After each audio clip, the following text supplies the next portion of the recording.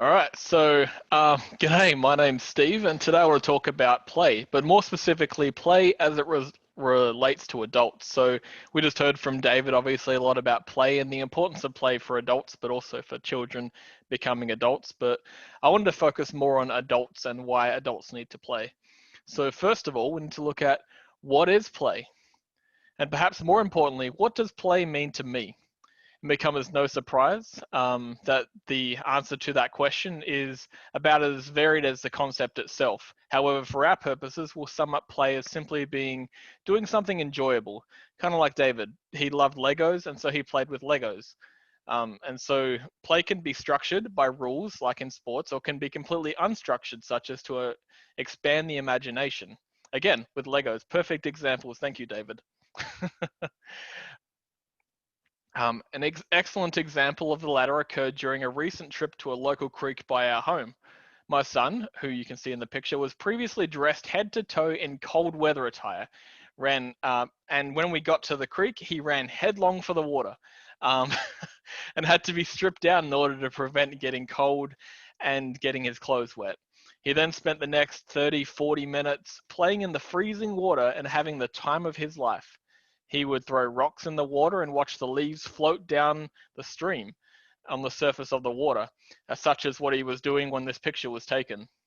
This unplanned and unstructured activity was play in its purest form. Quite often, however, play is seen to be an action performed primarily and perhaps exclusively by children, but this is not and should not be the case. So we must ask the question, who needs to play? If you feel that play is something you need in your life, please feel free to, wait, hold on. What just happened? I pressed the wrong button. Feel free to raise your hand. For the hands I can see, there we go. There's one. If you did not raise your hand, I hope by the end of this you'll see that play and why play is important, and how it is applicable to you. The answer to the question, who needs to play, is this. Wrong button. You do, and I do. We all need to make time in our lives to play. I keep pressing the wrong button, and I do apologize. If you gain nothing else from my talk today, please let it be this. It is an important ingredient for life and is one that we must all place a higher priority on for in our busy lives. You might be asking yourselves, why is play important? It turns out play has a lot of benefits for adults. In fact, numerous studies and TED Talks have been conducted on the subject. And it was actually the reason why I picked this topic. Last week, I thought that we were picking our topics from the subject, and mine was on play. And so I prepared an outline on play. And so I found a bunch of TED Talks and found there was a lot of research behind adults and play. And so when I found that I could pick my own topic, I stuck with play because it was actually very interesting. It turns out that play can improve your brain function and stimulate your mind and boost activity. And perhaps most importantly of all, as can be seen with the picture displayed on the screen, play can improve your relationships with others and helps to foster empathy, compassion, trust, and intimacy. As the National Institute for Play put it, apparently there's an institute devoted to play. Play is a gateway to vitality. Going back to my recent family expedition to the creek, another interesting event occurred that illustrates the power of play for adults. When my son was done playing in the water, or more so when we took him and told him he was done in the water, we dressed him up warmly and walked him down the bank with his grandparents who were with us. My son wanted to get back in the freezing cold water, so we had to distract him with another activity. And so we decided we would go looking for buckeyes. For those here who aren't familiar, buckeyes are a type of seed that are said to be a bringer of good luck and good fortune, like a rabbit's foot. You keep it in your pocket and it's supposed to bring you luck. In the area we live, typically, they're difficult to find as the path along the bank is usually picked clean. Because of this, it becomes a bit of a scavenger hunt to locate them. His grandfather, who was with us, was not participating in the activity and sat on a log and kept prompting us with questions of when are we leaving, and he wanted to go and get lunch, and he was grumpy basically, and he kept pestering us like we gotta go. And after a little while of sitting there, he just got grumpier and grumpier, and then suddenly something happened. He saw a buckeye in the leaves, and he went and grabbed it. And then he saw another one, and then he saw another one, and pretty soon he was in on the game. And this completely shifted his attitude. He got up when he got up to retrieve those buckeyes. He became a part of the game, and he found himself a little supply of buckeyes. Though admittedly he was still hungry, as we all were, that no longer mattered. That was no longer important to him. He ended up finding a bunch more and began to enjoy himself. His prior protest did not matter as he got involved in the game, and his stress melted away, literally before our eyes. But how do we play? Play itself can take limitless forms. The representative icons here are just some of the activities that can constitute play, and are largely placed here just to illustrate how varied the answer can be. What I find enjoyable and what you find enjoyable may be completely different, but that doesn't mean that either of us is playing incorrectly or that my definition of how to play is better than yours. What's important is that you find one that works for you and make the time for yourself to enjoy it. Now, I'd like to shift gears a little bit and look at video games, as they're the most popular form of play in the world today. While the concept of play has existed for many years, however, video games have only existed for the last few decades.